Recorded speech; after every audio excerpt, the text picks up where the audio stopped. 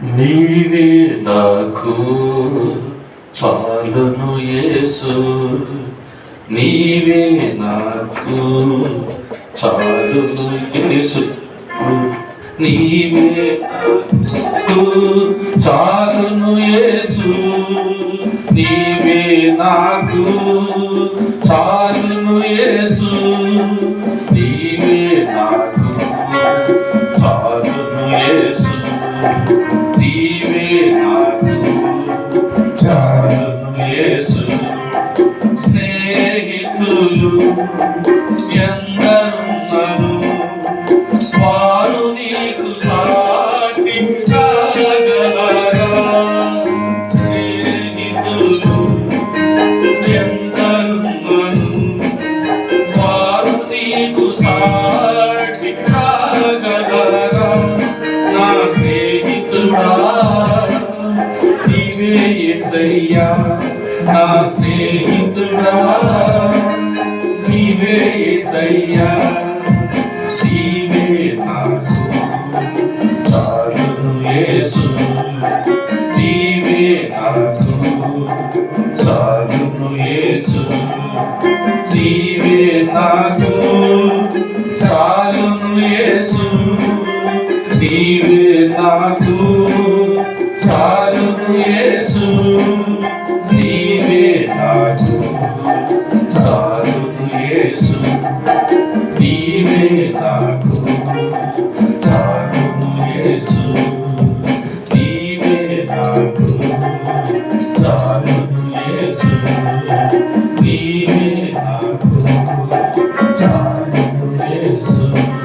చిన్న ప్రార్థన చేసుకున్నాం. కళ్ళు చూస్తుంటే ఏకీభవించండి. మరి యేసయ్యను ఈరోజు మన మధ్యలో ఈ ఆత్మీయ ఆహారాన్ని ఏదైతే వచ్చారో ఆశపడుతున్నాడో దేవుడు, దానికి సిద్ధపడి వచ్చిన మనందరం కూడా ప్రార్థనలో ఏకీభవించి మరి నీ యొక్క సేవకుడు చెప్పే వాక్యాన్ని మన హృదయంలో భద్రపరుచుకునేలాగిన మన యొక్క సహకారాన్ని కూడా అందిద్దాం. కృపా కనికరం కలిగిన మా ప్రియ పరలోకపు తండ్రి, గత పునరుత్థాన దినము నుండి ఈ పునరుత్థాన దినం వరకు నన్ను, నా కుటుంబాన్ని, ఈ సత్య సువార్త సహవాసాన్ని కూడా దీవించి ఆశీర్వదించి మరి ఈ జూన్ నెల 22వ తారీఖు ఈ సమయం వరకు మమ్మల్ని అందరినీ ఏర్చి కూర్చి ఒకటిగా ఉంచి నీ యొక్క ప్రభ సజీవ లెక్కలో ఉంచి నీ యొక్క పరిశుద్ధ ఆలయంలో పాలు పంపులు పొందేవారుగా మమ్మల్ని అందరినీ తోడుకొని వచ్చినందుకు స్తోత్రం చెల్లిస్తున్నాను ప్రభా. ఎంతో మందికి ఈ అవకాశం లేకపోయినప్పటికీ వారికంటే మేము మనము గొప్పవారము కాదు, కానీ నీ యొక్క ఉచితమైన కృపలో నీ యొక్క రెక్కల నీడలో మమ్మల్ని అందరినీ సజీవ లెక్కల్లో ఉంచి కాచి కాపాడి ఈ విధముగా ప్రభా నీ నామాన్ని కనపరచడానికి, నిన్ను మహింపరచడానికి, నిన్ను కీర్తించడానికి, నిన్ను కొనియాడడానికి మమ్మల్ని ఏ విధంగా క్షేమంగా తోడుకుని వచ్చినందుకు స్తోత్రములు చెల్లిస్తున్నాం ప్రభా. మరి ఈ యొక్క పునరుత్థాన దినంలో ప్రభా నీ యొక్క సేవకుని ద్వారా ప్రభా మరి ఏదైతే మా ముందు ఉంచాలని ఆశపడుతున్నావో ఆయన కంఠాన్ని ఒక బోరగా మాత్రమే ఉపయోగించుకొని ప్రభా నీవే మాతో మాట్లాడి ప్రభా మరి శారీరకంగా బలపడడానికి ప్రభా, అదేవిధంగా ఆత్మీయంగాను మరి ఎక్కువగా నీలో బలపడడానికి ఏదైతే మా ముందు ఉంచుతున్నావో ప్రభా ఆ యొక్క నీ యొక్క జీవాహారాన్ని మేము ప్రభా మా హృదయంలో భద్రపరుచుకొని ప్రభా అది ఈ చెవిని ఆలకించి ఆ చెవిని విడిచిపెట్టే వారంగా కాదు కానీ ప్రభా అది మా హృదయంలో భద్రపరుచుకొని దాన్ని ప్రభా మేము తిరిగి ప్రభా నెమరు వేసుకొని అది మా యొక్క జీవితానికి 30 దంతలుగాను 60 దంతలుగాను 100 దంతలుగాను ఫలించి అభివృద్ధి చెంది మాకు మా కుటుంబాలకి ఈ సత్య స్వార్థ సహవాసానికి ప్రభా మేము సాక్షులుగా ఉండేలాగిన ఇక్కడికి వచ్చిన ప్రతి బిడ్డను కూడా దీవించండి, ఆశీర్వదించండి. మరి యొక్క ఉదయకాల సమయంలో ప్రభా మరి యొక్క సత్య స్వార్థ సహవాసాన్ని స్థాపించిన ప్రభా రాయంకుల గారి కుటుంబాన్ని కూడా ఈ యొక్క ప్రభా మధ్యాహ్నకాల సమయంలో ప్రభా జ్ఞాపకం చేసుకున్న భాగ్యం మాకు దయచేసినందుకు స్తోత్రం చెల్లిస్తున్నాం ప్రభా.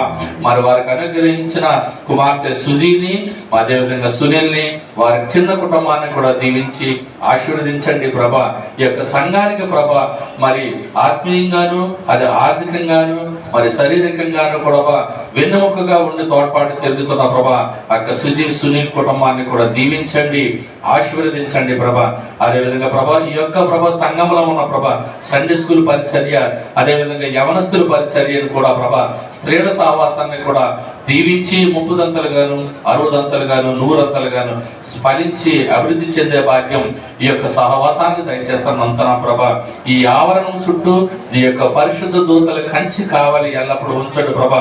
ఏ నరుని యొక్క ప్రభా కన్ను ప్రభా ఈ ఆవరణం మీద లేకుండా ప్రభా, నీ యొక్క పరిశుద్ధ దూతల కంచి కావాలి ఉంచి ఎల్లప్పుడూ ప్రభా నీ యొక్క రక్షణ సునాదం ఈ ఆవరణంలో వినిపించలాగున ప్రభా, ఈ సంఘాన్ని దీవించి ఆశీర్వదిస్తారని మరొకసారి ప్రభా అన్నిని ప్రభా, మరి వారి కుటుంబాన్ని వదిలిన ప్రభా, వారికి అనుగ్రహించిన ప్రభా కుటుంబాన్ని కూడా దీవించి ఆశీర్వదించి ఈ సంఘములో ప్రభా మరి ఈ విధంగా నిలబెట్టి నీ యొక్క నామాన్ని కనపరిచే కుటుంబంగా ప్రభా మరి నీ కుటుంబాన్ని ఉంచినందుకు స్తోత్రం చెల్లిస్తున్నాను ప్రభా. మరి యొక్క మధ్యాహ్న సమయంలో ప్రభా మైకిల్ అంకుల్ ప్రభా మేము జ్ఞాపకం చేసుకుంటున్నాం ప్రభా. ఆంటీని కూడా వారి కుటుంబాన్ని కూడా దీవించండి, ఆశీర్వదించండి. సమర్పించిన ప్రతి కానుకను కూడా దీవించి ఆశీర్వదించి నీ సంఘ అభివృద్ధి కోసం ప్రభా ఉపయోగపడేవారుగా ప్రభా అందరిని దీవించి ఆశీర్వదిస్తారని ఈ యొక్క ప్రభా ఆది నుండి అంతవరకు ప్రభా ఈ యొక్క ప్రభా ఆరాధనలో మీరే ఉండి నడిపించి ప్రభా దీవించి ఆశీర్వదిస్తారని రెండవ రాకడ పర్యంతము ప్రభా ఈ సంఘ ఆవరణంలో ప్రభా నీ రక్షణ సునాదం వినపడేవారు కానీ ప్రభా ఉండిలాగను ప్రభా దీవించి ఆశీర్వదిస్తారని మరొకసారి నీ సేవకుని నీ చేతులకు అప్పచెప్తూ మరి ఆ యొక్క ప్రభా వినిపించే ఈ యొక్క ప్రభ మంచి జీవవాక్యాన్ని మా హృదయంలో భద్రపరచుకొని నీ రాకడలో ఎత్తబడే సంఘంగా మమ్మల్ని ఈ సహవాసాన్ని కూడా దీవించి ఆశీర్వదిస్తారని తిరిగి నీ చిత్తమైతే మరొకసారి ఈ విధంగా కలుసుకునే పర్యంతం మీ కృపా కాపుదల మా అందరి మధ్యలో ఉంచుతారని త్వరలో రానైన నజరేయుడైన యేసుక్రీస్తు నామములో బ్రతిమలాడి వేడుకొనుచున్నాను తండ్రి, ఆమేన్.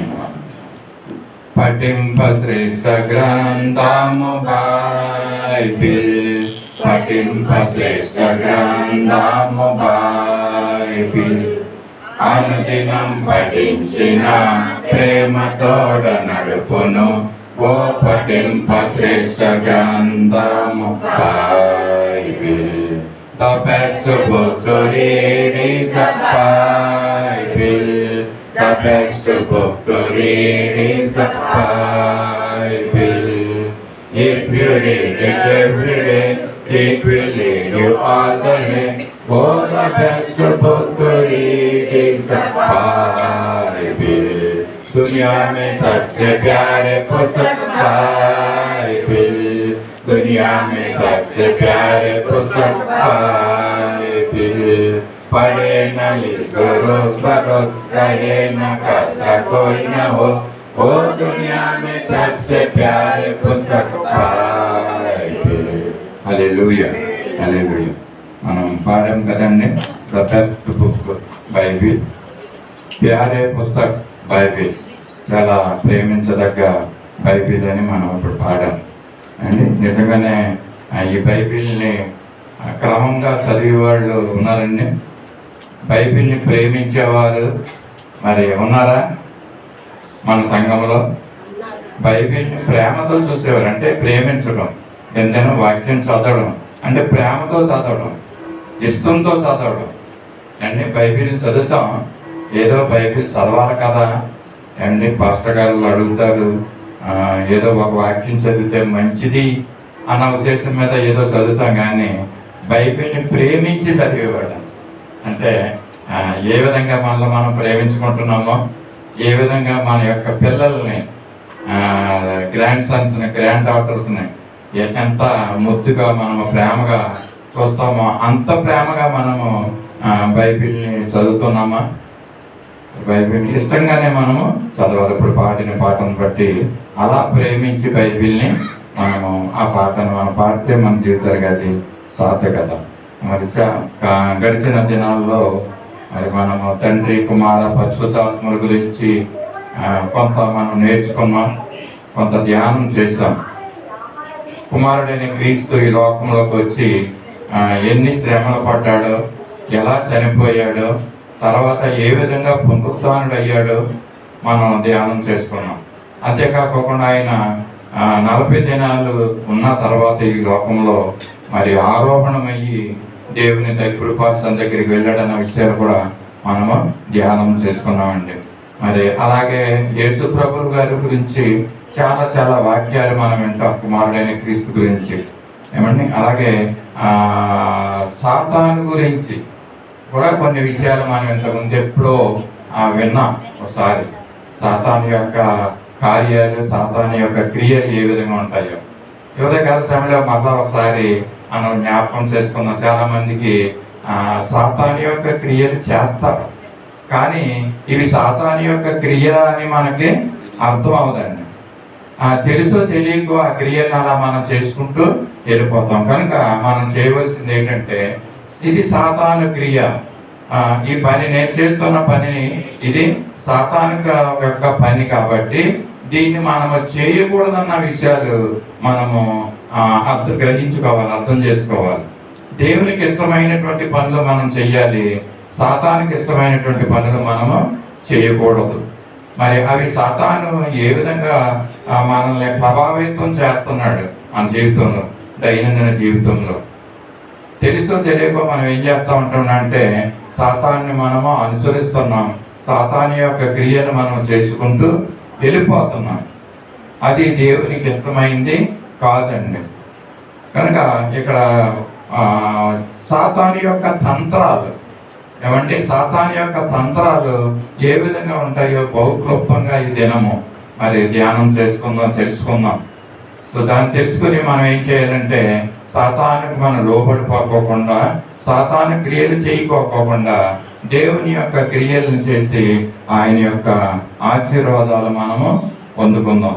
మరి ఇక్కడ ఏమంటాడంటే తిమోతికి రాసిన పత్రికలో, మొదటి పత్రికలో మరి ఆ దేవుడు ఎలాగుంటున్నాడు, మరి మొట్టమొదటిగా తండ్రి కుమార పరిశుద్ధాత్ములుగా ఉంటున్నటువంటి దేవుడు, ఆ దేవుడు పరలోక రాజ్యంలో ఉంటున్నాడు. ఈ సృష్టిని సృష్టించక మునుపు, ఏమండి సృష్టించక మునుపు దేవుడు ఆ యొక్క పరలోక రాజ్యంలో ఏ విధంగా ఉంటున్నాడంటే 6వ అధ్యాయము 16వ వచనంలో ఒక మాట ఉంటుంది, సమీపింపరాని తేజస్సులో ఆయన మాత్రమే నివసించుచు అమరత్వము గలవాడై ఉన్నాడనేసి మనుషులలో ఎవడును ఆయనను చూడలేదంటండి. తండ్రి అయిన దేవుడు లేక తండ్రి కుమార పరిశుద్ధాత్మలుగా ఏకమై ఉన్నటువంటి ఆ దేవుడు, మనం చెప్పాను త్రిత్వమై ఉన్న దేవుడు, ఎ ట్రినిటీ గాడ్, ఆయన మరి సమీపింపరాని తేజస్సులో ఆయన నివసిస్తున్నాడు అంటండి. అలాగ నివసిస్తున్న సమయంలో ఆయన మరి ఏమని ఉద్దేశించుకున్నాడంటే, మరి మొట్టమొదటగా ఆయన యొక్క దేవదూతల్ని ఆయన తయారు చేయాలనేసి ఉద్దేశం వచ్చిందంటండి. ఆయన ఒక్కడు మాత్రమే అక్కడ ఉన్నాడంటండి. సమీపింపరాని ఆ తేజస్సులో ఒక్కడు మాత్రమే, మనుషులలో ఆయన మాత్రమే నివసించుతున్నాడు అనేసి ఇక్కడ మాట చూస్తున్నాం కదా. అలాగుంటున్నటువంటి పరిస్థితుల్లో ఆయన దేవదూతల్ని సృష్టించాలని ఆయనకు ఒక ఆలోచన వచ్చింది. ఆయన ఎంతకాలం ఉన్నాడంటే మరి దానికి ఒక ప్రారంభం అంటూ లేదు, ఒక ఎండంటూ లేదండి. ఆయన అటువంటి అమరత్వంలో ఆయన ఒక్కడు మాత్రమే నివసిస్తున్న సమయంలో చాలా సంవత్సరాలు అయిన తర్వాత, చాలా కాలం అయిన తర్వాత ఆయన మరి దేవదూతల్ని సృష్టించాలని మరి ఆయనకు ఒక ఆలోచన వచ్చిందంట. మరి చాలా మంది మనలో దేవుడు సృష్టించినప్పుడు లేక ఈ లోకాన్ని, భూమిని, ఈ యొక్క సముద్రాల్ని, వీటినన్నింటిని సృష్టించినప్పుడు దేవదూతలు ఉన్నారా, ముందున్నారా, లేక దేవదూతల తర్వాత సృష్టించాడా అనే ఒక చిన్న కన్ఫ్యూజన్లో కొంతమంది ఉంటారు. కనుక ఈ మాటను చాలా క్లారిటీగా మేము ముందుంచుతున్నాను. ఎందుకంటే దేవుడు ఒక్కడే సమీపింపరాని తేజస్సులో అమరత్వముగా ఆయన ఉంటున్న సమయాల్లో ఆయన ఎంతో కాలం అయిన తర్వాత ఆయన దేవదూతల్ని మరి సృజించాలని ఆయన ఒక ఆలోచన వచ్చి మొట్టమొదటిగా ఒక దేవదూతను సృష్టించాడంట. ఆ దేవదూత మరి ఎవరంటే మరి లూసిఫర్. అందరికీ తెలిసి చక్కగా చాలా సంతోషం. ఎందుకంటే దాన్ని సృష్టించాడు, దాన్ని ఒక శక్తి గల దానిగా మరి సృష్టించాడంటండి. ఆ లూసిఫర్ ఎంతో శక్తిమంతుడు అంటాడు, దేవుడికి ఎంతో శక్తి ఇచ్చాడంటాడు ఆయనకి. మరి ఆయన లూసిఫర్ శక్తిమంతుడు అయితే దేవుడు సర్వశక్తిమంతుడు. ఏమండి ఆయన అధిక శక్తిమంతుడు అయినటువంటి ఆ దేవుడు అన్ని విషయాల్ని ఆయన యొక్క స్వాధీనంలో ఉన్నటువంటి ఆ యొక్క దేవుడు లూసిఫర్ని సృష్టించిన తర్వాత దేవదూతల్ని సృష్టించాడండి. దేవదూతలను సృష్టించిన తర్వాత అక్కడ ఆరాధన మొదలయ్యింది. ఆ ఆరాధనకి మరి ఈ యొక్క లూసిఫరే మరి చీఫ్ మరి వర్షిప్పర్గా ఉంటున్నాడండి. అక్కడ ఆయన మరి చీఫ్ మ్యూజిషియన్ అని కూడా ఆయన అంటారు. మరి అటువంటి స్థానంలో ఆయన అక్కడ ఉంటున్నాడండి పరలోక రాజ్యంలో దేవుని దగ్గర. మరి ఎంతో శక్తిమంతుడుగాను మరి అక్కడ ఉంటున్న సమయంలో మరి ఏ విధంగా ఆయన ఉంటున్నాడన్న విషయాన్ని మరి హెచ్కేల్ గ్రంథంలో ఒక్కసారి ఆ మాటను చూసి మిగతా విషయాలకు మనం వెళ్దాము. హెచ్కేల్ గ్రంథము 28వ అధ్యాయము 13, 14, 15 వచనంలో మరి ఈ యొక్క లూసిఫర్ దేవుని యొక్క సృష్టి దేవుని తోటయగు ఏదేనులోను ఉంటివి మాణిక్యము గోమేదకము సూర్యకాంతమణి రక్తవర్ణపు రాయి సులేమాని రాయి మరకతము నీలము పద్మరాగము మాణిక్యమును అమూల్య రత్నములతోనూ బంగారంతోనూ నీవు అలంకరింపబడి ఉన్నావు. చూడండి ఏ విధంగా ఆ యొక్క లూసిఫర్ ఆ దినాల్లో దేవుని దగ్గర పరలోక రాజ్యములో మరి ఆయనకు ఉన్నటువంటి మరి యొక్క అలంకారాలన్నీ కూడా ఇక్కడ ఉండండి. ఈ యొక్క లూసిఫర్ మాణిక్యతో గోమేదికలతో ఈ రక్తవర్ణపు రాయులతో మరి అలంకరింపబడి ఉందంటండి. ఎంత గొప్ప ఆధిక్యత ఈ లూసిఫర్కి ఆ దినాల్లో అక్కడ ఉంటుందో చూడండి. అక్కడ ఏముంటుందంట, పిల్లన గ్రోగులు వాయించి వారు అక్కడ ఉంటున్నారంటండి. అభిషేకము నొందిన కెరూబుగా అక్కడ ఆయన లూసిఫర్ ఉంటున్నట్టుగా ఇక్కడ మనం చూస్తున్నాం. అంతేకాకుండా ఆయనకి దేవునికి ప్రతిష్ఠింపబడిన పర్వతం మీద ఆయన అంటే పర్వత రాజ్యములో ఈ విధంగా లూసిఫర్ ఇంత ప్రాముఖ్యమైనటువంటి స్థితిలో అక్కడ ఉండడం మనము చూస్తున్నాము. ఇక్కడ ఇలాంటి ఉన్నటువంటి సమయాల్లో అంతేకాకుండా ఎంతో యథార్థవంతుడుగా ఉన్నాడంట లూసిఫర్. మొదట ప్రారంభ దశలో మరి పరలోక రాజ్యంలో ఆయన ఎలా ఉన్నాడంటే యథార్థవంతుడిగా ఉంటున్నాడంట. ఈ యొక్క మణులు మాణిక్యాలు ఈ యొక్క రాళ్ళతోటి విలువగలటువంటి రాళ్ళతోటి మరి అలంకరింపబడినటువంటి వ్యక్తిగా అక్కడ ఉంటున్నాడు. అంతేకాకుండా అక్కడ జరుగుతున్నటువంటి ఆరాధన అంతటికి ఆయనే మరి అధికారిగా ఉండి ఆ యొక్క దేవుణ్ణి స్తుతించి ఆయన ఆరాధించే పరిస్థితుల్లో అక్కడ మనం ఉండడము చూస్తూ ఉంటున్నాం. దేవుని చేత ఏర్పరచబడిన వాడు, వెలగల రాళ్లతో అలంకరింపబడిన వాడు ఈ లూసిఫర్ అంటండి. అంతేకాకుండా అభిషేకము నొందిన కెరూబు వలె ఆయన అక్కడ ఉంటున్నాడంట. ప్రవర్తన విషయంలో యథార్థవంతుడిగా ఈ లూసిఫర్ అక్కడ ఉంటున్నాడు. అంటే ప్రారంభ దశలో అతని యొక్క గొప్పతనము, అతని యొక్క కీర్తి, అతని యొక్క ప్రతిష్ట ఏ విధంగా ఉందో మనము ఇక్కడ చూస్తున్నాము. మరి అంతేకాకుండా అదే హెచ్కేల్ గ్రంథము 28వ అధ్యాయము 2వ వచనంలో ఒక మాట అంటాడండి, నరపుత్రుడా తూరు అధిపతితో ఇలాగూ ప్రకటింపును, ప్రభువుకి యెహోవా సెలవిచ్చినదేమనగా, గర్విష్ఠుడైన నేను ఒక దేవతనైనట్టు సముద్రం మధ్యను నేను ఆసీనుడై ఉన్నాను. అవి నీవనుకొనుచున్నావు అని నీవు అనుకొనుచున్నావు.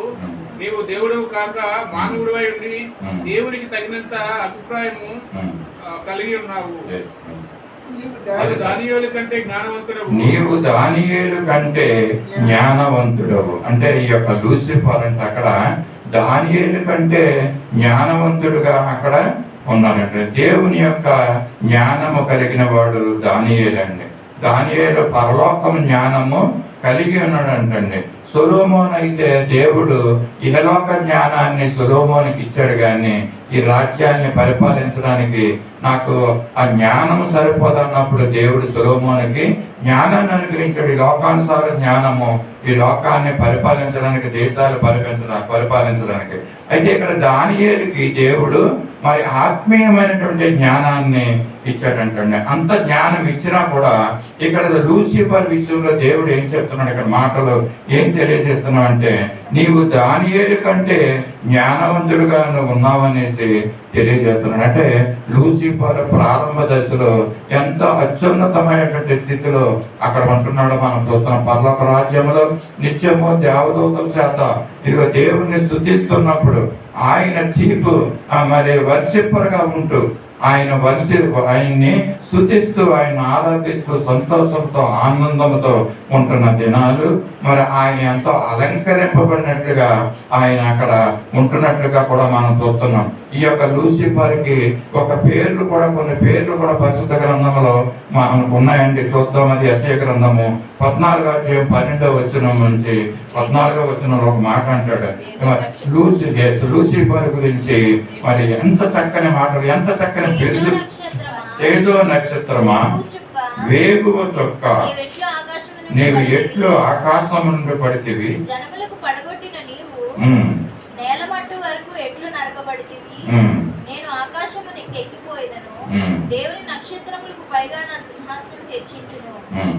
చూడండి ఇక్కడ మరి యొక్క ఇటువంటి సమయంలో పరిస్థితుల్లో మరి లూసిఫర్ ఉంటున్న సమయాల్లో మరి ఆయనకి ఏ విధమైనటువంటి ఆలోచన వచ్చింది, ఆయనకి ఏ విధమైనటువంటి బిరుదులు ఉన్నాయంటే తేజో నక్షత్రమా. పరిశుద్ధ గ్రంథంలో తేజో నక్షత్రం అంటే అది లూసిఫర్ నిమిత్తం చెప్పబడినటువంటి మాట. అంతేకాకుండా అది ఆ వెలుగు చుక్క అంటండి. మరి లూసిఫర్ ని వేగువ చుక్క అనేసి ఇక్కడ ఉంటున్నారు. సభా పర్వతం మీద మరి కూర్చున్నదంటండి. మహోన్నతులతో మరి సమానంగా చేసుకుంటానని ఆమెకి ఆయనకు ఒక ఆలోచన వచ్చిందంటండి. లూసిఫర్ గురించి మనం తెలుసుకోవాల్సిన అవసరం ఉందంటే ఏ విధమైనటువంటి పరిస్థితుల్లో మరి లూసిఫర్ ఉండేవాడు, తర్వాత ఏ విధమైనటువంటి పరిస్థితి ఆయనకి వచ్చిందో, ఏం చేస్తుందో ఆ విషయాలు మనం తెలుసుకుంటే మరి దేవుణ్ణి ఏ విధంగా స్తుతించాలి, ఏ విధంగా ఆరాధించాలి, సాతానుతోటి మరి క్రియలు చేయకోకుండా ఏ విధంగా మనం తప్పించుకోవాలని మన విషయాలు మనకి అర్థమవుతాయి. ఈ యొక్క సాతానుడు లూసిఫర్ మరి మొదట ప్రారంభ దశ ఎంతో హెచ్చుగా ఉందండి. మరి ఎంతో ఉన్నతమైనటువంటి స్థితిలో ఉన్నప్పుడు మరి ఆయనకి ఏమైందంటే మరి యొక్క పరలోక రాజ్యంలో దేవుణ్ణి కూర్చున్నటువంటి ఆ సింహాసనం మీద దేవుడు పరమ తండ్రి అయిన దేవుడు ఆసీనుడై ఉన్నప్పుడు మరి నేను ఎంతమంది దేవదూతల చేత నేను ఆరాధన చేయిస్తున్నాను కదా, మరి ఈ ఆరాధన నేను మరి దేవునికే ఎందుకు చెందాలి, ఇది ఈ ఆరాధన నాకు చెందితే మంచిది కదా అన్న ఒక చెడు ఆలోచన మరి ఆ సాతానులోకి, ఆ లూసిఫర్లోకి ప్రవేశించిందండి. దీన్ని దేవుడు తెలుసుకుని దేవుడు ఏం చేశాడంటే ఆ యొక్క పరలోకము నుండి దాన్ని కిందకు పడదోసినట్లుగా మన వాక్యాల్లో మనం చూస్తూ ఉంటున్నాం. అందుకనే ఇక్కడ ఉంటున్నాడు,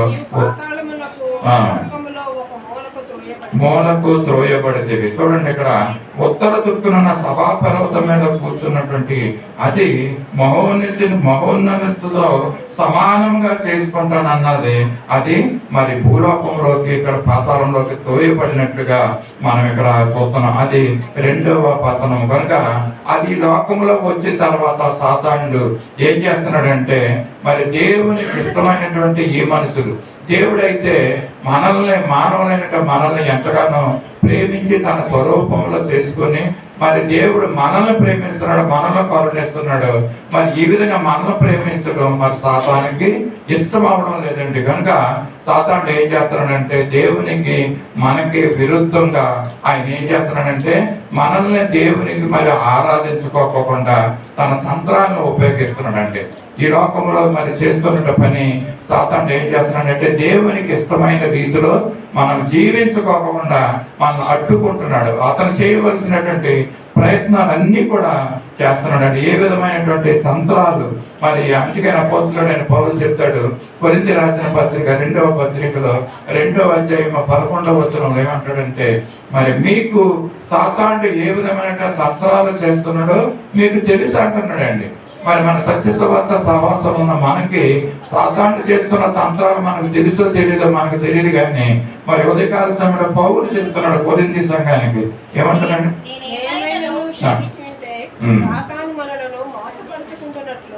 మీ నిమిత్తము క్రీస్తు సముఖమునందు క్షమించి ఉన్నాను. సాతాను తంత్రములను మనము ఎరిగిన వారము కాదు. చాలండి. ఇక్కడ సాతాను యొక్క తంత్రాలని మనం ఎరిగని వారు కామని పౌలు చెప్తున్నాడండి కొరింథీ సంఘంతో. వారికి తెలుసు సాతాను యొక్క క్రియలు ఏ విధంగా ఉంటాయో, ఏ విధమైన తంత్రాలను ఉపయోగిస్తాడో, ఏ విధంగా తన వైపు తిప్పుకుంటాడో, ఈ విషయాలన్నీ తెలుసుండి కూడా వారు ఏం చేస్తున్నారంటే కొరింథీ సంఘము దేవునికి మరి దూరస్తులుగా వారు జీవిస్తున్నట్లుగా మనం చూస్తున్నాము. వారి యొక్క ఆశలు దేవుని మరి యొక్క సాతాను యొక్క ఆశలకు వారు లోబడిపోయి మరి వారు జీవిస్తున్నట్లుగా, వారి సాతాను యొక్క ప్రలోభాలకి పడిపోయి జీవిస్తున్నట్లుగా మనము చూస్తూ ఉంటున్నాము. మరి పరలోకములో ఉన్నాడని సాతాను మనం విన్నాము, పరలోకము నుంచి తోయబడ్డవాడనేసి మరి విన్నాము. అసలు మరి ఆ సాతానుడు ఎలాంటి క్రియలు ఇంకా మరి మన మధ్యలో మనం చేస్తున్నాడో మన కొన్ని విషయాలు మనం తెలుసుకున్నాం. ఇక్కడ మరి ఆయన సాతానుడు మన మనసులో ప్రవేశించి మరి మనకి ఆశలు దురాశలు మనకి చూపిస్తున్నాడు అంటండి. మరి దురాశ మనకి దుఃఖాన్ని చేయటన్నట్లుగా మనం చూస్తూ ఉంటున్నాం. పడదోయబడినటువంటి ఆ సాతానుడు మనుషుల యొక్క హృదయంలోకి వచ్చి మరి ఆశలు రేపిస్తున్నాడు. తేజో నక్షత్రమా వేకువ చొక్క నువ్వు ఎట్లు ఆకాశం నుండి పడుతువని ఈ యొక్క మాటలు మనం విన్నాం. పడిన దగ్గర నుంచి అతను ఏం చేస్తున్నాడంటే అవమానముతోటి, కోపముతోటి, కక్షతోటి దేవుని మీద మరి దేవునికి మనల్ని దూరం చేస్తూనే వెళ్తున్నాడండి. మరి అటువంటి మరి దేవుని అనుచరులుగా మనల్ని ఉండనివ్వకోకుండా మరి ఆయన ఎన్నో ప్రయత్నాలు మనకి చేస్తున్నాడు. మనల్ని దేవుడు ఎంతగానో ప్రేమిస్తున్నాడండి. ఈ లోకంలో మరి దేవుడు ఆయన సృష్టించినప్పుడు మొట్టమొదటిగా మరి అన్ని కూడా మొదటి రోజు నుంచి 5వ రోజు వరకు కూడా అన్ని కలుగును కాక అని ఆయన నోటి మాటతో వాక్కుతో మరి వాటిని కలిగించాడండి.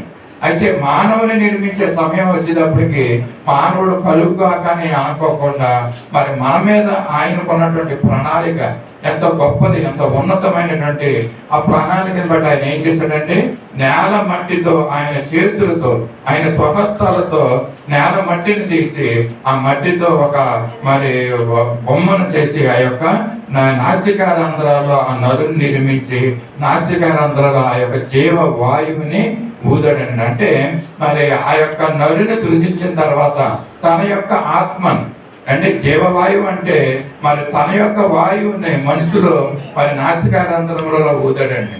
మరి తన యొక్క ఆత్మ మనలోకి వచ్చింది.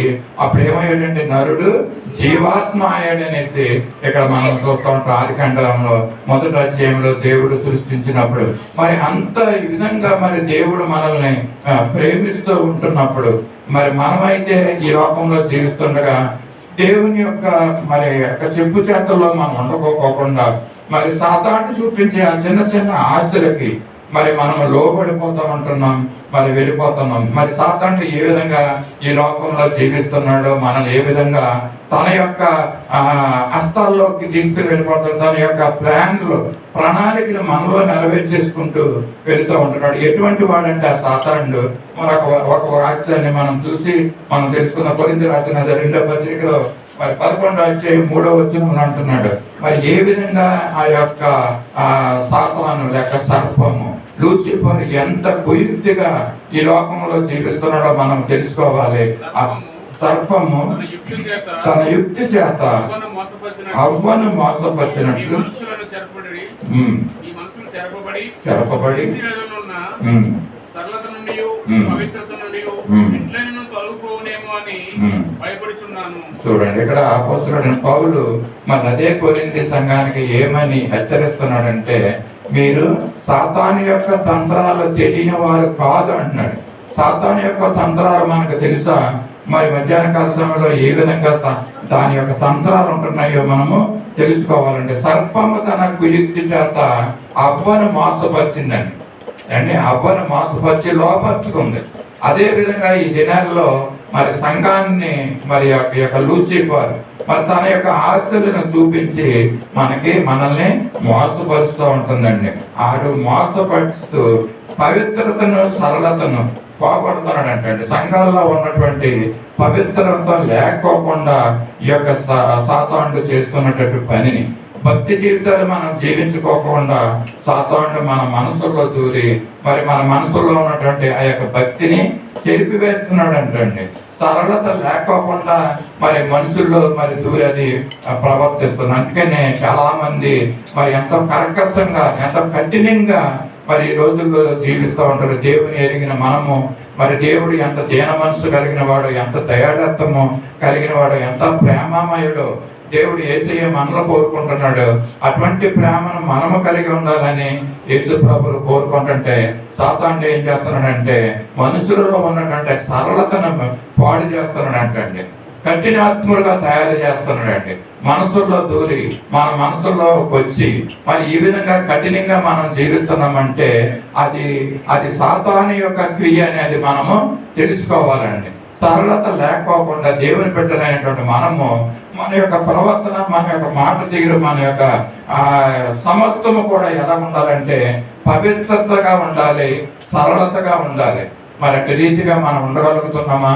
అటు రీతిగా మనం జీవించగలుగుతున్నామా? మరి ఇది సాతాను యొక్క క్రియని మనం తెలుసుకుని ఆ విధంగా మనం జీవించుకోకుండా సరళత కలిగినటువంటి మనుషులుగా మనం జీవించాలని దేవుడు మనం కోరుకుంటున్నాడు. క్రీస్తు ఎడల మనకున్నటువంటి మరి ఆ భక్తిని చెడగొట్టడం సాతాను యొక్క పని అయిపోతుందండి. దేవుని యొక్క ప్రణాళికలను చెడగొట్టడమే సాతాను యొక్క పని. మరి దేవుడైతే మనందరి గురించి ఈ లోకానికి వచ్చి మనం ఏ విధంగా పాపంలో తోట ఆ అపరాధముల చేత చచ్చిపోయి ఉన్నటువంటి మనల్ని దేవుడు తన కృప చేత కరుణించి మనల్ని దృష్టించి ఈ లోకానికి వచ్చి మరి తన ప్రాణాన్ని అర్పించి తన రక్తాన్ని చిందించి మనమందరం ఎవరైతే మరి యేసు ప్రభువు వారు నా నిమిత్తం ఈ లోకానికి వచ్చారు, తన ప్రాణాన్ని అర్పించాడు, మరి ఆయన యొక్క రక్తాన్ని నా గురించి చిందించాడు. ఈ దినాల్లో ఏ విధమైనటువంటి మరి ఈ యొక్క బాధభరితమైనటువంటి ఈ జీవితాన్ని మనం జీవిస్తున్నామో దాని నుంచి దేవుడు విడుదల అనుగ్రహించడానికి, ప్రత్యేకమైనటువంటి శ్రమల నుంచి విడుదల అనుగ్రహించడానికి దేవుడి లోకానికి మరి మన అవతారిగా ఈ లోకానికి వచ్చి మరి తన యొక్క రక్తాన్ని చిందించాడు. ఎవరైతే మరి తెలుసుకుంటారో, దీన్ని ఎవరైతే గ్రహిస్తారో, మరి సాతానుడు ఏం చేస్తున్నాడండి ఈ లోకంలో మన మనోనేత్రాలకి గురుడుదనము కలుగు చేస్తున్నాడు అంటే మన హృదయాల నేత్రాలతోటి దేవుణ్ణి చూడనివ్వకుండా మన నేత్రాలకు ఏం చేస్తున్నాడంటే గురుడుదనం, నెత్తలమొత్తుని తీసుకొస్తున్నాడండి. దేవుణ్ణి సంపూర్ణంగా తెలుసుకోకపోకుండా, యేసు ప్రభు అంటే ఏంటో సంపూర్ణంగా గ్రహించుకోకుండా అది అంధత్వం కలుగు చేస్తుంది. అంతేకాకుండా ఏం చేస్తుందంటే లోకంలో ఉన్నటువంటి ఆశలను చూపించి ప్రభువుకి ఇష్టలుగా జీవించాలని మరి జీవించకపోకుండా అది ఎన్నో ప్రయత్నాలు అది చేస్తూనే ఉంటుంది. అందుకనే అదంట కుయుక్తి పరుడు అంట. కుయుక్తితో మరి ఇక్కడ చూస్తున్న సర్పము తన కుయుక్తి చేత అండి, సర్పము ఈ యొక్క లూసిఫర్ కుయుక్తి పరుడు అంటారు. ఆయన కుయుక్తిగా ఉండడమే కాకుండా మనుషులందరినీ కూడా ఏం చేస్తుందంటే కుయుక్తులుగా తయారు చేస్తుందండి.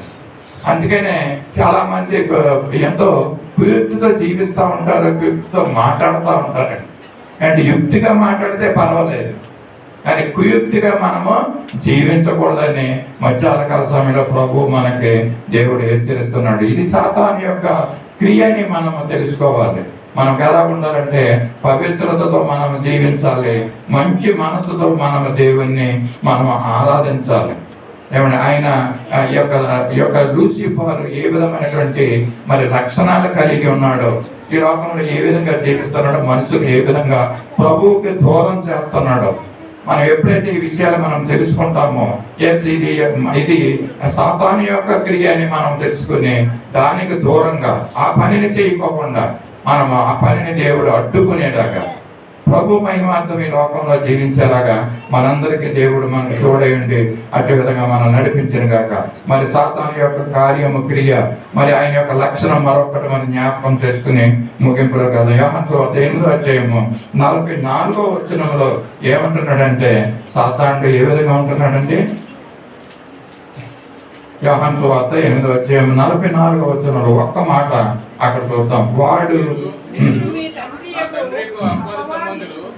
మీ తండ్రి దురాశ నేర్చుకోరుచున్నారు, ఆది నుండి వాడు నరహంతకుడై ఉండి వాడు నరహంతకుడై ఉండి సత్యమందు నిలిచిన వాడు కాదు. సత్యమందు నిలిచిన వాడు కాడు. వాని యందు సత్యమే లేదు. వాని యందు సత్యమే లేదు. వాడు అబద్ధం ఆడినప్పుడు వాడు అబద్ధమాడినప్పుడు స్వభావం అనుసరించియే మాట్లాడును. వాడి స్వభావం అనుసరించే మాట్లాడును. వాడు అబద్ధకుడును. వాడు అబద్ధికుడును అబద్ధమునకు జనకుడై ఉన్నాడు. చాలండి, ఇక్కడ ఎన్ని మాటలు మనం చూస్తున్నాం. వాడు నరహంతకుడై ఉన్నాడంటండి. అంటే మనుషుల్ని మరి కత్తి పెట్టి చంపే అక్కర్లేదండి నరహంతకులు అంటే. సాతాను చేస్తున్న పని ఏంటంటే దేవుని దగ్గర నుంచి దూరస్తులు చేస్తున్నాడు మనల్ని. మరి సాతానికి తన అనుచరులకి సిద్ధపరచబడినటువంటి ఆ యొక్క నరకానికి మరి తీసుకువెళ్ళాలని మరి యొక్క లూసిఫర్ యొక్క ప్రయత్నం. దేవుని యొక్క ప్రయత్నం ఏంటంటే తన స్వహస్తాలతో చేసుకున్న మనల్ని తన రక్తంతో కడిగి పవిత్రం చేసి తన బిడ్డలుగా మార్చుకున్నటువంటి మనల్ని ఆయన యొక్క ప్రణాళిక ఏమైతే ఉందంటే పరలోక రాజ్యంలో ఆయనతో కలిసి మనము సంతోషంతో ఆనందంతో ఆయనతో నిత్య జీవములో మరి జీవించాలని దేవుని యొక్క ప్రణాళిక ఉంది. సాతాను యొక్క ప్రణాళిక ఎప్పుడైతే అది అవమానంతో త్రోయపడ్డాదో, దానికి అవమానం కలిగిందో, దాని యొక్క మనసులో ఉన్నటువంటి ఆ దురుద్దేశాన్ని బట్టి మరి ఆ దేవునికి మనుషుల్ని దూరస్తులుగా చేస్తుంది, తన కుమారుల్ని, తన ప్రియమైనటువంటి వారిని. మరి మనం దాన్ని తెలుసుకుని దేవుని యొక్క ప్రణాళిక ఏదైందో మనము గ్రహించి మరి ఆయన యొక్క ఉద్దేశాల్లో మనము నడవాలని ఉదయకాల సమయంలో తెలియజేస్తున్నాను. ఏముందండి, సాతాను ఎలాంటి వాడు అంటే నరహంతకుడై ఉన్నాడంటండి. సత్యమందు అతను ఎప్పుడు నిలవడంట. అతను సత్యం చెప్పడం, మరి మనల్ని సత్యం చెప్పనివ్వడండి కదండి. అతను అబద్ధికుడు, అబద్ధానికి జనకుడు అంటారు. మరి అతను అబద్ధికుడు అయినాడంటే మరి మనల్ని కూడా ఏం చేస్తున్నాడంటే ఆ సత్యం చెప్పనివ్వకుండా అబద్ధాలు మాట్లాడుకుంటూ వెళ్ళమంటున్నాడు. దీంట్లో చాలా సంతోషం ఉంటుంది. ఆ టెంపరీగా మరి ఆ సమయానికి అది మనం ప్రయోజనం పొందొచ్చు ఆ యొక్క అబద్ధాలు చెప్పడం వల్ల. కానీ అది నిత్యమైనటువంటి సంతోషంతో అయితే ఉండదు, రాదు మనకి. అది నిత్య జీవంలో నిత్యము సంతోషంతో మనం జీవించాలంటే మరి ఈ లోకంలో మనము సత్యము పలుకుతూ ఉండాలి. సాతాను అయితే అబద్ధికుడు, ఆయన అబద్ధానికి జనకుడు అని అంటుందండి. అతను సత్యము చెప్పినట్టే ఉంటుందంట, సత్యంలాగానే ఉంటుందంట అతను మాట్లాడితే. కానీ అది సత్యము కాదని మరి మధ్యాహ్న కాల సమయంలో తెలియజేస్తున్నాను. మరి అతను ఇంకొక మంచి గుణం ఉంది, ఏంటంటే అతను సెల్ఫిష్. మరి ఆయన తనకున్నటువంటి ఆ యొక్క అవమానాన్ని బట్టి ఆయన ఉన్నటువంటి అభిప్రాయాన్ని ఏం చేస్తున్నాడంటే మనుషులందరినీ కూడా మరి తన యొక్క మార్గాల్లో నడిపించాలని మరి చూస్తున్నాడు. అతను వ్యాసదారుడు అంటండి. ఇందా చెప్పాను కదండి, ఏంటంటే దూత, వెలుగు దూత. ఏమండి, వెలుగు దూతగా ఉన్నదండి. అంటే వెలుగు దూత వ్యాసం వేసుకుని వస్తా ఉంటాడంటండి. ఆ మాటలు మనం విని ఏం చేస్తామంటే అదే నిజమేమో అని నమ్మేస్తా ఉంటాం చాలా విషయాలు. కానీ అది వెలుగు దూత అండి. అండ్ అతను వెలుగు దూత వ్యాసం వేసుకుని మనల్ని కూడా ఏం చేస్తాడంటే అదే నిజమైన వెలుగు అనుకుని ఆ వెలుగులో నడిపిస్తా ఉంటాడు. అది నిజమైనటువంటి వెలుగు కాదు. అది వెలుగు దూత వేసే వ్యాసం. ఆడు వేషాలు వేసే మరి తంత్రాలు పర్సన్ ఆయన. అంటే వేషాలు వేయడం, మరి అబద్ధాలు చెప్పడం. అంతేకాకుండా ఒక మాట ఉంది, మత్తయి సువార్త 4:3 అంటాడు, ఆ శోధకుడు అతను ఏం చేస్తా ఉంటాడంటే శోధనలు పుట్టిస్తా ఉంటాడు. మత్తయి సువార్త 4:3 ఆ శోధకుడు ఆయన యుద్ధకు వచ్చి నీవు దేవుని కుమారుడు అయితే ఈ రాళ్లను రొట్టెలగినట్లు ఆజ్ఞాపించమంటున్నాడు. యేసు ప్రభువు వారు మరి 40 దినాల ఉపవాసం ఉన్నాడు. ఉపవాసం ఉన్న తర్వాత ఆకలిగా ఉన్నాడన్న సంగతి సాతానుడు చూశాడండి, తెలుసు. మరి ఆ సమయంలో వచ్చి ఆయన్ని శోధించడం మొదలు పెట్టాడంటాడు. సాతానుడు మనకి ఏం అవసరాలో ఆయనకి తెలుసండి. అండి మనకు ఆకలిగా ఉన్నప్పుడు మరి ఇలాగే వస్తాడనమాట. ఆహారాన్ని పెట్టి మరి మనల్ని లొంగ తీసుకుంటా ఉంటాడు. యాసావు అదే కదా, ఒక పూటి కోట మరి ఆహారం కోసం మరి ఆయన జ్యేష్ఠత్వాన్ని పోగొట్టుకున్నాడు. పరలోక రాజ్యంలోనంట జ్యేష్ఠుల సంఘం అని ఉంటుందంటాడు. ఆ జ్యేష్ఠత్వాన్ని పోగొట్టుకున్నాడు ఈయన. మరి అందుకని అటువంటి వ్యభిచారి కలడ అనేసి యాసావు గురించి దేవుని యొక్క వాక్యం మనం చూస్తూ ఉంటాం. పూటి కొరకు అండ్ ఆహారం కొరకు చాలా మంది మరి అబద్ధాలు మాట్లాడటము, చేయరాని పనులు చేయడము, ఏమంటే వేషాలు వేయడము, పగటి వేషం, వెలుగుదూత వేషాలు, ఆహారం కోసం చాలా మంది ఒక గంట లేట్ అయినా మనం ఆహారం కోసం మనం ఉండలేని పరిస్థితుల్లో మనం ఉంటున్నాం. దేవుడు మనకు ఎలాంటి శక్తి ఇవ్వాలంటే దేవుని యొక్క వాక్యంలో జీవిస్తున్న మనము, నడుస్తున్నటువంటి మనము ఒక పూట ఆహారం లేకపోయినా మనం నిలబడి ఉండగలటువంటి అటువంటి భక్తి జీవితం మనకు ఉండాలండి. అటువంటి శక్తి మనకు ఉండాలి. కొంతమంది అయితే మన కొన్ని కార్యక్రమాల్లో మనం చూస్తూ ఉంటాం. ఏమండి భోజనం దగ్గరికి వెళ్ళినప్పుడు ప్లేట్లు లెగిస్తాయి పైకి, అంటే ఫైటింగ్ దగ్గర అక్కడ ఆ లైన్లలో చాలా చింతించవలసినటువంటి విషయమే. మరి ఏసావు అలాగే పోగొట్టుకున్నాడు. మరి యొక్క శోధకుడు అంట ఆయన ఒక యేసు ప్రభు దగ్గరికి వచ్చి శోధించాలని చూశాడండి, కానీ అది ఆయన వల్ల అవ్వలేదు. మరి ఆ విధంగా యేసు ప్రభు మనకి ఒక ఎగ్జాంపులరీ లైఫ్ మన ముందు ఉంచాడండి. దేవుడు సాదృశ్యమైనటువంటిది. మరి యేసు ప్రభుల వల్ల మనం కూడా మరి సాతాన్ని జయించాలి. అతను ఎప్పుడు కూడా మనల్ని లొంగ తీసుకోవాలని చూస్తూ ఉంటున్నాడు. ఎన్నో ఎర్రలు వేస్తాడంటండి. ఎన్నో కోరికలు మనకు కలిగించి ఆ ఎర్రలు వేసి మరి ధనం అనే ఎర్రని, బంగారం అనే ఎర్రని, వస్త్రాలనే ఎర్రని, అంటే పేరు పొక్కిరత్తులు అనే ఎర్రలను మనకు వేసి మనం లొంగ తీసుకుని అతని బిడ్డలుగా చేసుకోవాలని ఇష్టపడతా ఉంటాడు. అతను చేయని పనులంటూ, అతను చేయని ప్రయత్నాలంటూ ఉండవు. అక్కడ ఎన్నో ప్రయత్నాలు చేస్తూ ఉంటాడు. దేవుని దగ్గర నుంచి ఎలాగైనా ఇతన్ని మరి దూరం చెయ్యాలనే ప్రయత్నం చేస్తూ ఉంటాడు.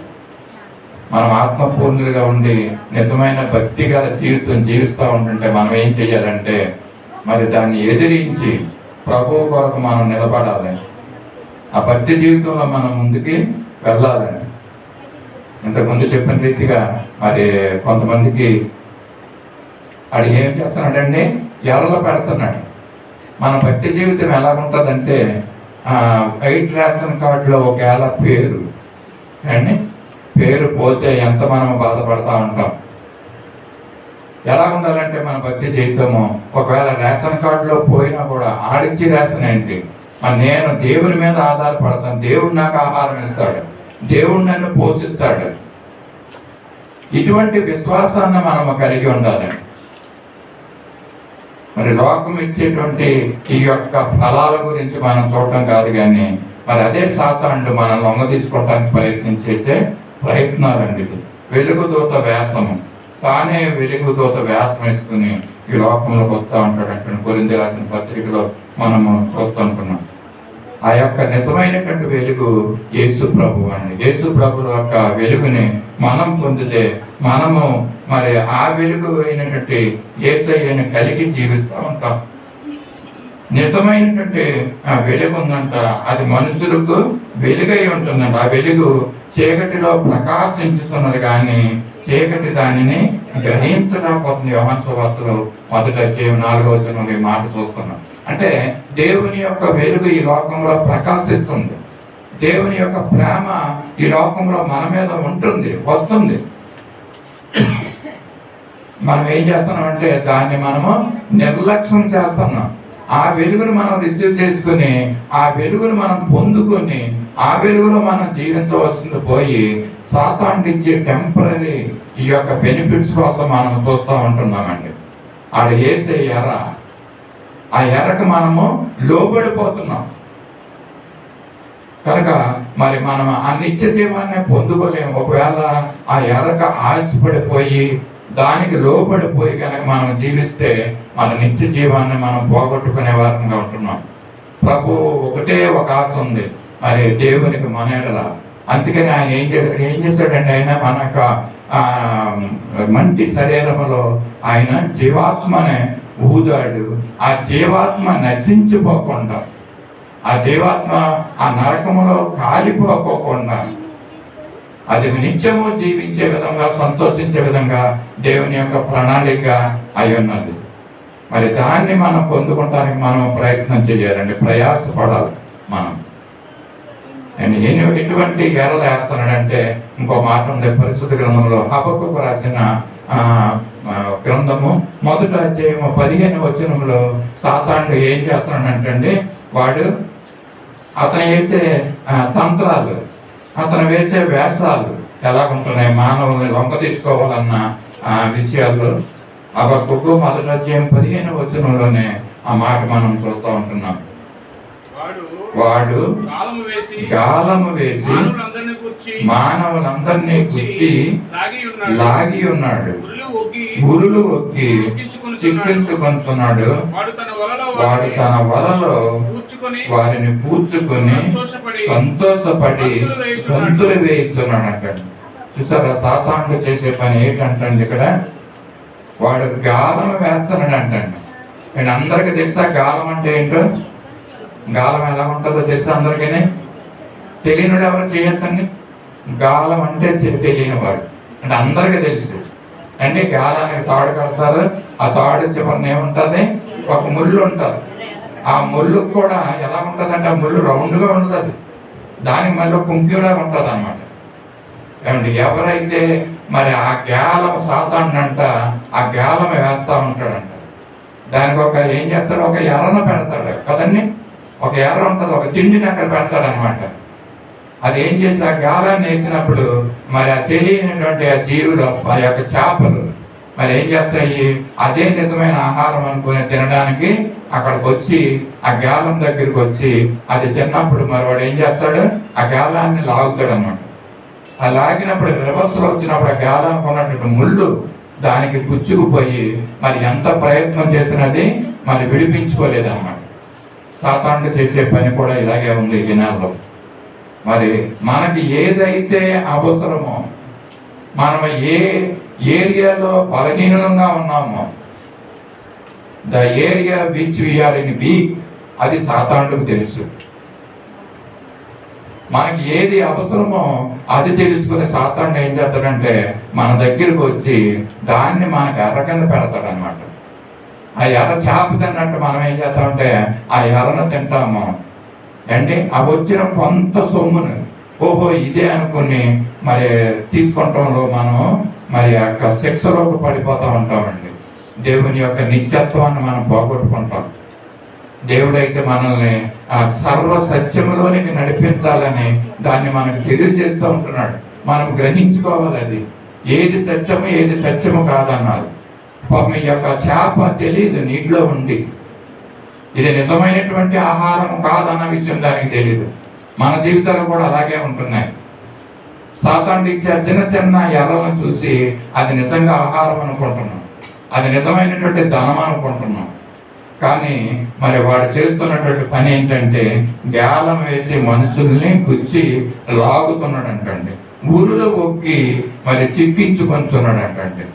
ఉరులు మరి ఒక పక్షి ఆ యొక్క ఏమంటారండి, పక్షిని యొక్క పక్షులను పట్టుకునేవాడే వేటగాడు. ఓకే, వేటాడతారు. ఈ యొక్క వేటగాడు ఎలాంటి వేటగాడు అంటే వలను విసురుతాడు అనమాట. కొంతమంది వేటగాడు బాణాలను పట్టుకుని వెళ్ళి మరి పరిగెట్టి ఆ యొక్క లేడిని వాటిని కొడతా ఉంటారు. కానీ ఈ వేటగాడు మరి వలను విసిరి వలను పన్ని అక్కడ ఆహారం పెట్టి ఆ వలలో మరి ఆ యొక్క పక్షులు దాంట్లోకి వచ్చినప్పుడు ఏం చేస్తాడు, ఆ వలను తీసుకెళ్ళిపోతాడు. తర్వాత ఆ పక్షులు ఎగరడానికి ప్రయత్నం చేస్తాయి కానీ అవి వెళ్ళలేవండి, ఎందుకంటే ఆ వలలో చిక్కడిపోతాయి అన్నమాట.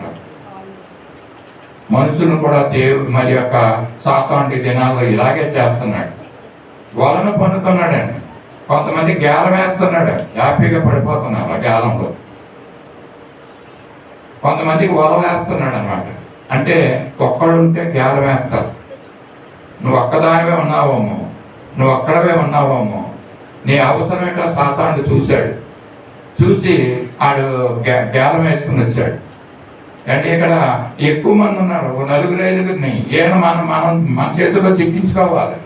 దేవుని మార్గం తట్టు వెళ్ళకూడదు, వెళ్ళదు. పాటలు పాడటానికి వెళ్ళకూడదు, దేవుని మందిరానికి వెళ్ళకోకుండా. మరి అప్పుడేం తీసుకొస్తాడంటే గ్యాలం తీసుకురాడాడు, ఆడు వల తీసుకొస్తాడు అండి. వల వేసినప్పుడు చక్కగా అందులో ఉన్నటువంటి ఆహారాన్ని చూసినప్పుడు ఎంతో సంతోషపడిపోతూ ఉంటారు. అది నిజమైనటువంటి ఆహారం కాదన్న విషయం వాళ్ళు గ్రహించడం లేదు. ఈ దినాల్లో మనం కూడా గ్రహించవలసింది ఏంటంటే ప్రభు యొక్క మార్గం, ప్రభు యొక్క మందిరం, ఏమంటే ప్రభు యొక్క భక్తి జీవితాలు ఏంటన్నది మనము గ్రహించుకోవాలి. వలలో ఉన్న ఆహారం లాగా కాకోకుండా నిజమైనటువంటి ఆహారం తినడం కోసం మరి మన మందిరానికి రావాలి. మరి ఈ యొక్క పరిస్థితులు దేవుని యొక్క భక్తి జీవితాన్ని ఏమైతే అడ్డుతున్నాయో, నిర్లక్ష్యపరుస్తున్నాయో అవన్నీ కూడా సాతానుడు మనకిచ్చే మరి ఆ యొక్క టెంపరీ బెనిఫిట్స్ అని చెప్పవచ్చు. మరి ఈ విధంగా సాతానుడు మరి వల వేసి వలలో చిక్కించుకుని వలలో పడ్డ తర్వాత ఏం చేస్తున్నాడంటే సంతోషించి గొంతులేస్తున్నాడంట. ఎందుకంటే అతను టీంలోకి వస్తారనమాట. ఈ టీం ఎక్కడికి వెళ్తుందండి? అక్కడికి నరకానికి వెళ్ళిపోతుంది, నిత్య నరకానికి. ఎప్పుడైతే వీళ్ళు ఎలాగొచ్చారో సాతానుడు సంతోషిస్తూ ఉంటాడంట. అది మనకు తెలియదు, ఆయన చేతుల్లో తీసుకుంటూ ఉంటాడు. మనకు వచ్చే టెంపరీ బెనిఫిట్స్ గురించి మనము ఆలోచించి మనం దాంట్లోకి వెళ్ళిపోతున్నామా? ఒకసారి ఆలోచించుకుందాం, మన హృదయాన్ని మనం పరీక్షించుకుందాం. సాతానుడు సంసోనికి గ్యాలం వేసాడండి, పట్టడా?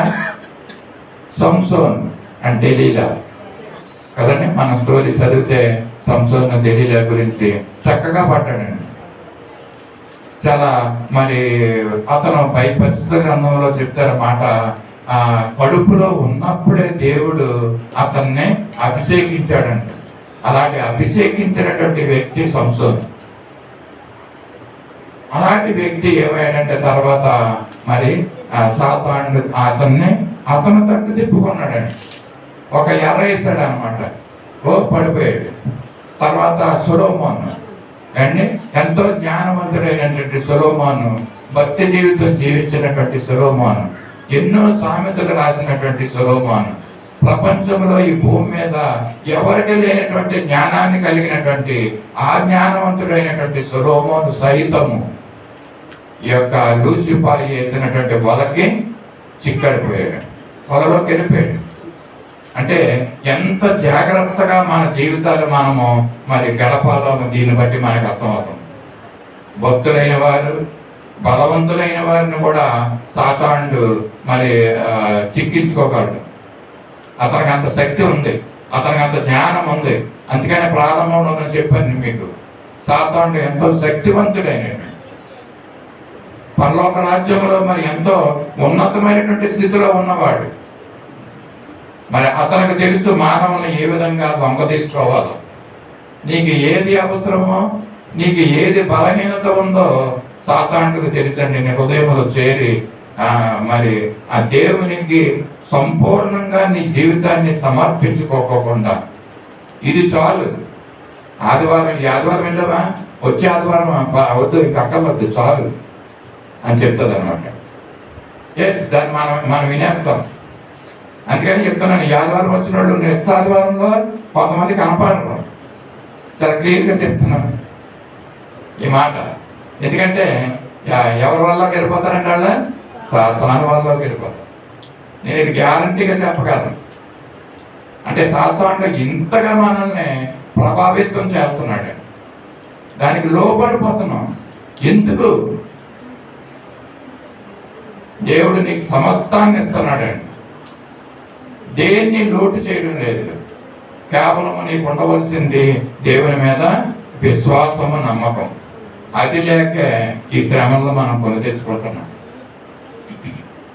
ఇక్కడ సంసోనికి గేలం వేశాడు, పట్టాడు. సొలొమోనుకు గేలం వేశాడు, పట్టాడు. వ్యామోహం అనే వల. మరి ఇక్కడ పదవి వ్యామోహం అనే వలలో ఒక మాట చూసి మనం ఈ యొక్క కార్యక్రమం ముగించుకుందాం. సంఖ్యాకాండం 16:1 ఏమంటుంటే, కహాతు యొక్క మనవడు కోరాహు అనేవారు పదవి వ్యామోహంలో ఏమయ్యారంటే మోసే అహరోనులకి వ్యతిరేకంగా వాళ్ళు సొనుగుకుంటున్నారంట. మీరేనా చేసేది, మేము చేయలేమా? దేవుడైతే మోసేను అహరోనుని ఏర్పరచుకున్నాడు, అభిషేకించాడండి. వాడు వాడుకుంటుంటే వీళ్ళకి ఏమొచ్చిందంటే పదవి వ్యామోహం. సాతాను లూసిఫర్కి కూడా అదే కదండి వచ్చింది. దేవుని యొక్క సింహాసనాన్ని ఆశించిందండి. కనుక ఆ వ్యామోహంలో ఉన్న వారిని మరి ఏ విధంగా మరి అక్కడ జరిగిందో సంఘటన మనం చూద్దాం.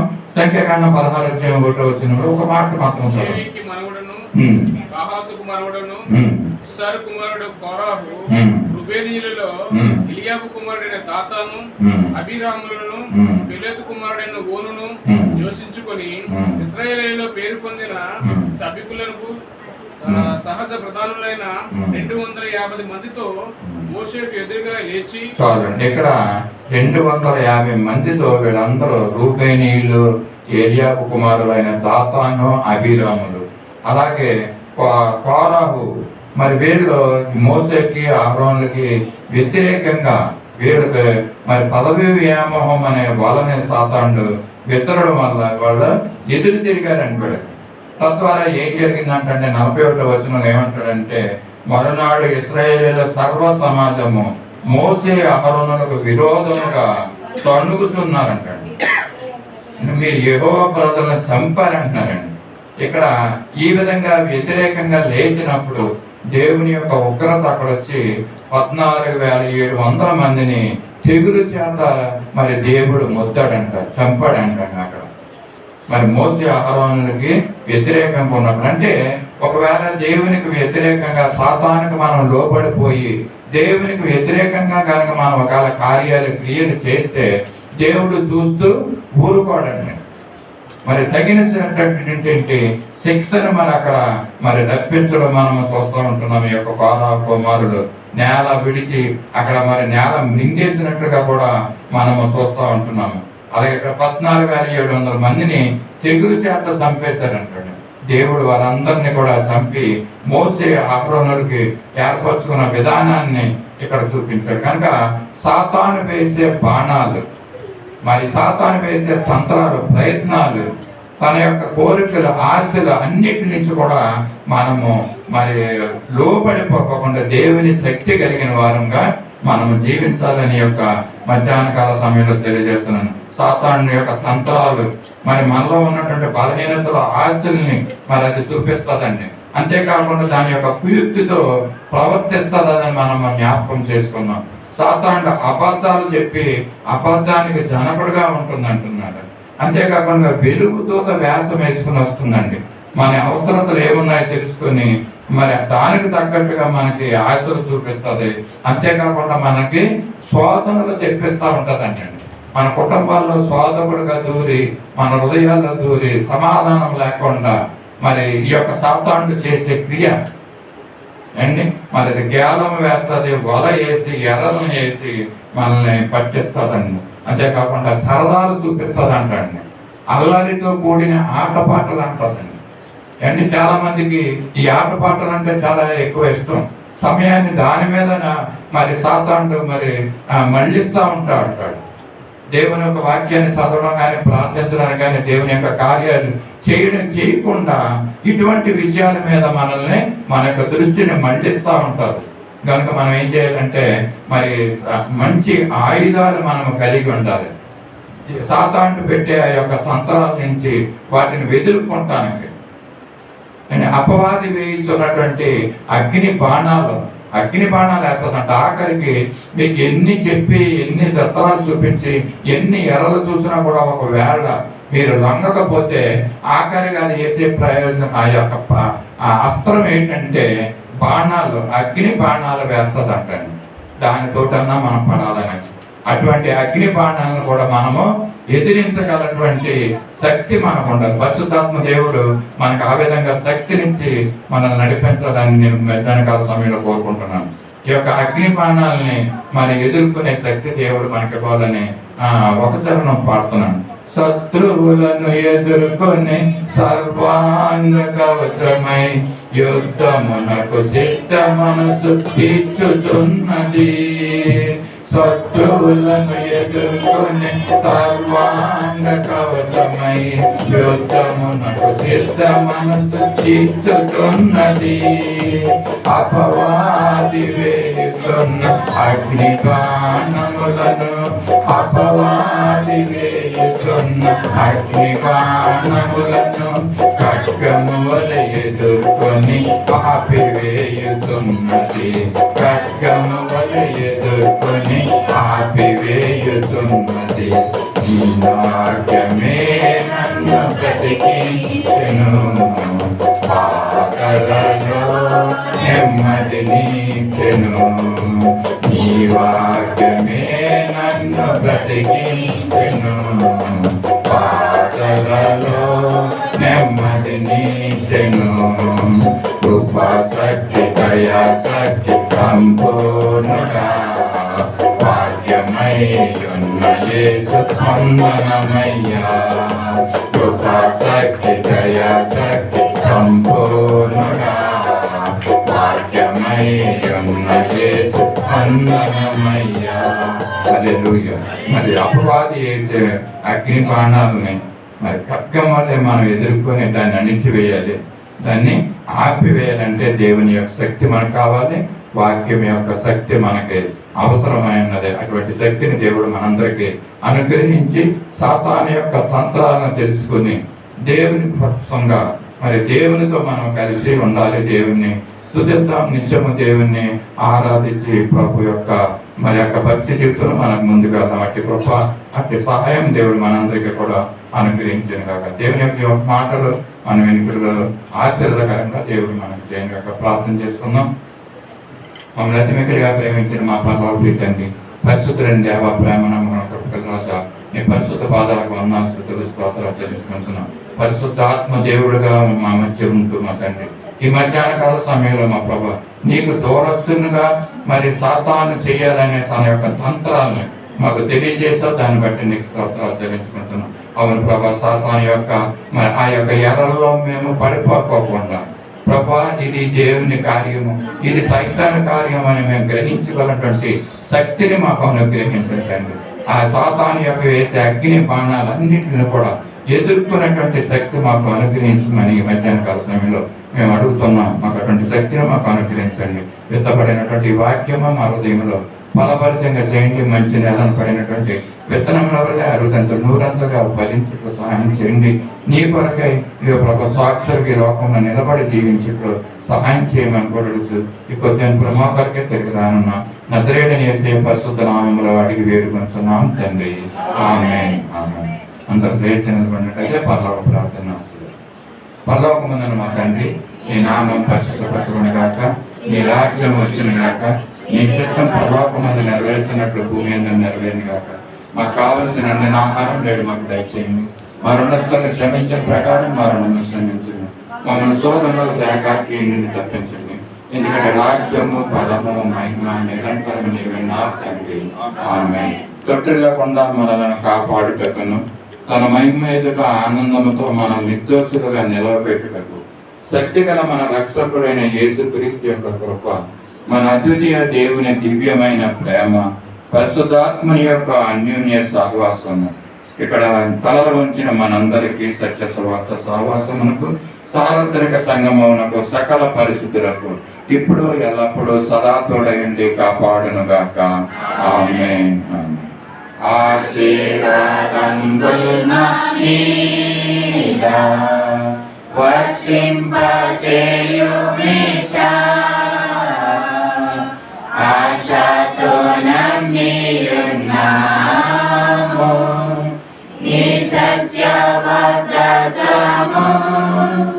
ఈ మారి మీద కుమ్మరించుము దేవా, బ్రహ్మర ప్రేమ వర్షంబు కుమ్మరించుము దేవా, ఆమేన్. అందరికీ వందనాలండి.